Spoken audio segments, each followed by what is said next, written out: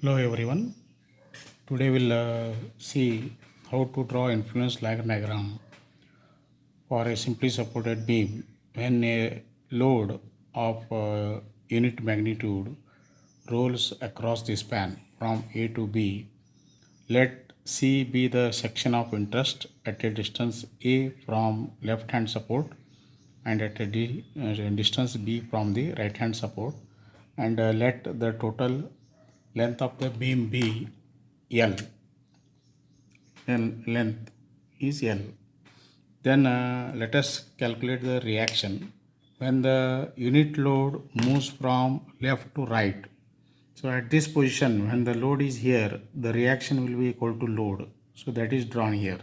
So first we will concentrate on influence line diagram for reaction at support A.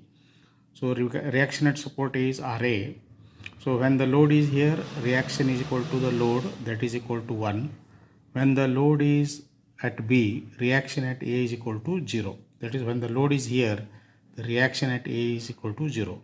So this is the diagram for influence line diagram for reaction at A. So suppose the load is at some point C. So if you draw the ordinate at C, so this will be the reaction at A. Okay. Then similarly, if you see for reaction at B, so here when the load is here, reaction at B is 0. That is here. So this is the influence line diagram for reaction at B. And when the load is at B, then the reaction at B is equal to the load. So here it is, the load is of value unity. So when you want to find the reaction at B for any position of the load, so just for that position of the load, you draw the ordinate for the influence line diagram. So this ordinate will be equal to the reaction at B when the load is at this point. So this is the way how to find the reaction. So the difference between conventional method and this method is, here the load moves from A to B. Earlier the loads were stationary. In earlier semester you have seen how to calculate reaction when the load was at particular point. Now the load is moving from A to B like that. Then for calculating the shear force, let us see shear force. So when the load is in between A and C, suppose the load is here, so the load is here, in that case the reaction, shear force at C will be equal to, if you consider right side, that will be RB. So this will be the shear force, and the left side it will be RA minus this unity. So that is shear force, which are both are equal.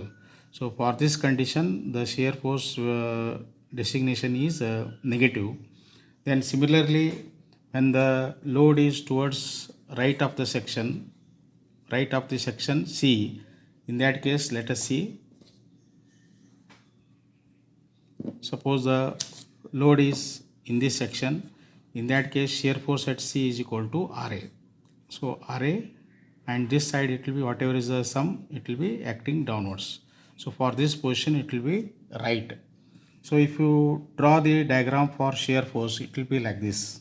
So as it is dependent on reaction, so it will be we are using influence line diagram for reaction at A and influence line diagram for reaction at B reversed. So this one is reversed.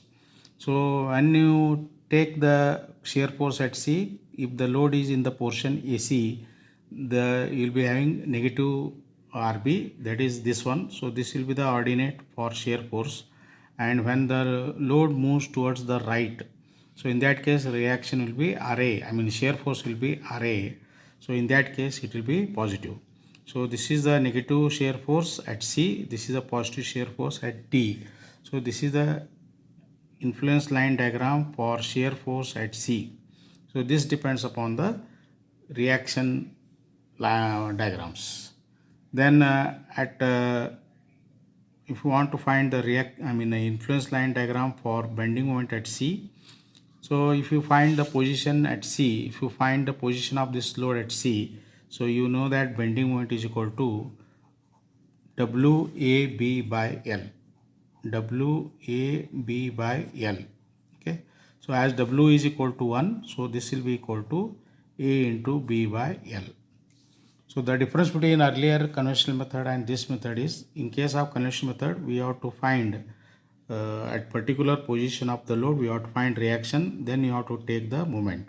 So here what happens, this is the standard influence line diagram for bending moment at C. So if you want to find the load or bending moment at C for any position of the load, we can find it.